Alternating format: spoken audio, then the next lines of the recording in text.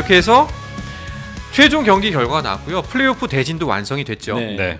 일단 플레이오프는 4월 12일 토요일부터 시작이 됩니다. 네. 그래서 주말 경기가 제가 알기로는 지금 오후 2시 경기로 잡혀 있고, 네. 그다음에 평일 경기 오후 7시로 잡혀 있습니다. 네. 그래서 3위, 6위자 대진은 현대모비스와 정관장, 네. 그리고 4위, 5위는 이제 KT와 가스공사가 맞붙게 됩니다. 그래서 현대모비스랑 정관장 같은 경우는 3위, 6위긴 한데 또 정관장이 또 정규리그 일정에서는 4승 2패를 유지합니다. 앞서가지고 이 승부 상당히 좀 재밌지 않을까 기대가 되네요. 자, 모비스 대 정관장, KT 대 가스공사인데 어떻게 보세요? 이거 어떤 팀이 웃고 있을 것 같으세요? 이 네 팀 중에서?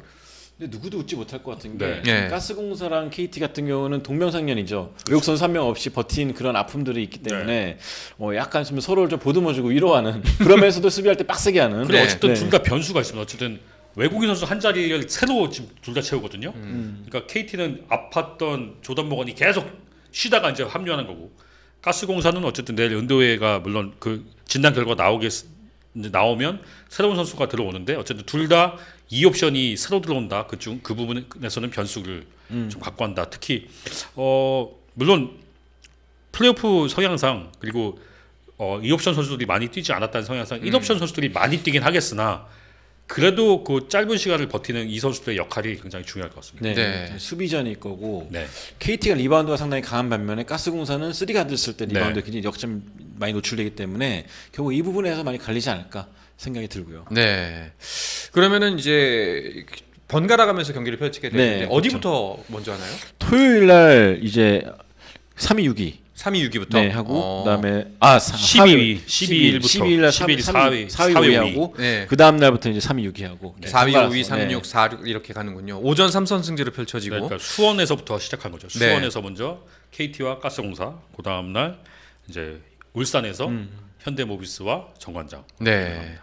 자, 반면에 이제 이 경기가 끝나고 나면 이 양 플레이오프의 승자가 1, 2위와 맞붙게 되죠. 네. 네. 이제 4강에 직행한 팀과 맞붙게 되는데 사실 SK가 제일 걱정스러웠던 게 그거죠. 정규리그 우승을 너무 빨리 결정지었고 이제 앞으로 오늘부터 4강 플레이오프 열리는 날까지 또 여유가 좀 있어요. 네. 열흘 넘게 있기 때문에 지루함과의 싸움이 될 것 같습니다. 어떻게든 간에 좀 플레이오프 모드로 돌입해가지고 좀 빡세게 해야 되는데 그런 부분에서 전희철 감독이 선수들의 리듬을 잘 되돌릴 수 있을지 가 제일 중요할 것 같아요. 사실 정상 컨디션에서의 경기 치르는 SK를 이길 거라고 생각이 안 들어요. 어느 팀이든 간에. 그런데 약간 나삭 빠진 SK는 사실 좀 할만하죠. 그렇기 때문에 전희철 감독 입장에서 정신무장을 어떻게 시키느냐가 제일 중요할 것 같습니다. 아, 근데 선수가 아닌 입장에서는 휴식 길게 하면 좋을 것 같기도 한데 물론 뭐 이제 경기 감이라는 게 분명 존재하기 네. 때문에 좀 걱정은 됩니다만 그 정도까지 그런가? 싶긴 하거든요. 4월 23일 날 4강 1차전이 시작해요. 23일 날. 굉장히 오래 쉬는 거죠. 지금 오늘이 8일이니까 8일이니까. 딱 2주 남았네. 네. 예.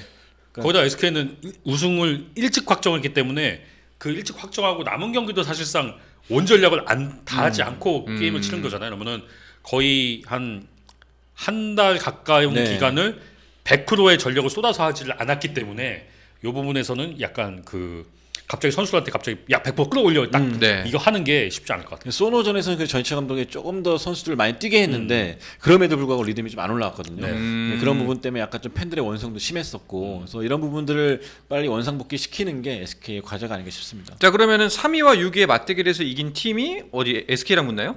3위, 6위 승리팀이 이제 3위, 6위가 LG로 LG 랑 LG랑 붙고 네. 그리고 KT와 가스공사가 맞붙은 팀이 4위, 5위가 4위, 5위가 1위 SK랑 SK랑 붙습니다. 어떻게 보면 또 플레이오프에서 조상현, 조동현이 만날 가능성도 있는 거죠.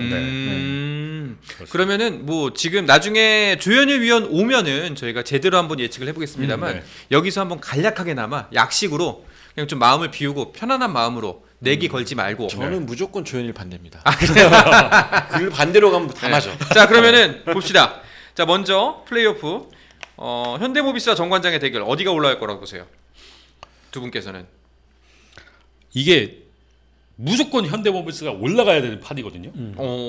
무조건 현대모비스가 올라가야 되는데 쉽지 않을 것 같아요. 네, 후반기 정관장의 기세가 만만치가 않았고 네. 단만 변수가 하나 있다면은 이제 정관장이 플레이오프 오르기 위해서 지난 2달 정도 정말 모든 걸 다 다 쏟았죠. 말이죠. 네. 그렇기 때문에 그 체력과 에너지가 쭉 유지가 되느냐. 네. 그 기세 싸움인데 기세는 활활 타오르는데도 그 에너지 싸움이 있잖아요. 그렇죠. 에너지가. 거기서 과연 이제 정관장 유지시킬 수 있느냐가 관건이 될 것 같고. 그래서 그래서 저는 그래도 현대모비스. 현대모비스가 음. 낫지 않나. 네. 저는 정관장 그래도- 3승 2패. 정관장의 3승 2패. 네. 알겠습니다. 근데 정관장이 은근히 울산에서 강했어요. 그래가지고 맞아요. 네, 특히나 박지훈 선수라든지 네. 네, 있기 때문에 의외로 업셋에 일어난다면 3-6위전이 될 것이다. 네. 지금 댓글에서도 정관장이라는 댓글이 더 많이 나오네요. 맞아요. 예. 실제로 정관장 이거 일단 그런 것도 있는 것 같아요. 이 플레이오프에서의 조동현 감독을 팬들이 믿지 못하는 것 같아요. 조동현 감독이 지난 시즌에 그 지난 시즌에도 다 그 탑독으로 시작했는데 네. 결국 떨어졌거든요. 그러니까 그런 부분에서도 팬들이 왜냐면 물론 농구는 선수들이 하는 거지만 특히 플레이오프는 이 감독 영향이 진짜 중요하거든요. 그래서 그런 부분에 있어서 팬들이 일단 조동현 감독에 대한 신뢰가 좀 약하다. 떨어지기 때문에 정관장을 예상하시는 분도 있지 않나. 근데 저는 그러기에도 현대모비스와의 전력차가 워낙 크기 때문에 일단 현대모비스가 정배다. 정배는 현대모비스죠. 네, 정배는 다만 엑스팩터가 있다면은 게이지 프링과 쇼농의 성질머리. 네. 성질머리? 아까 그게 좀 변수가 됐을 것 같습니다. 알겠습니다. 자, 그럼 KT와 가스공사는요? 와, 저는 이것도 5차전 갈 것 같아요. 5차전 가는데 KT 승. KT 승. 네. 나는 KT를 못 믿겠어. 한번 당했구나. 네. 그래도 KT가 올라가지 않아. 그래도 KT가 올라갈 것 같다.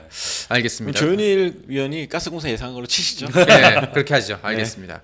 그러면은 마지막 최종 대결은 어디가 펼쳐지겠까요? 챔피언 결정전에는 어떤 두 팀이 올라올까? 이거 뭐 너무 쉬운 답변이 아니냐고 할 수 있겠지만 그래도 지금으로서 SK, LG가 만나는 그럼에도 게 가장 그것도 역시 정배다. 기자 입장이기 때문에 정배를 예상할 수밖에 없습니다. 네. 저는 SK. SK와 네. 우승 LG한테 이긴다. 네. SK 우승까지.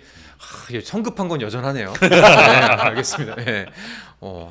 알겠습니다. 일단 다음번에 조현일 위원 오면은 좀 다시 한번 저희가 제대로 한번 예측을 해보도록 하죠. 네.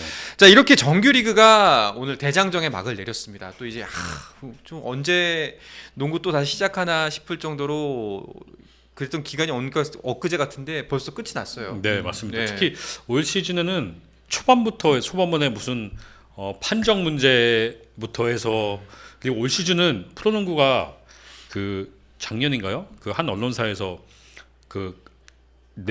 국내 프로스포츠 종목 중에 감독들의 수명을 조사한 게 있었는데 프로농구가 가장 길었거든요.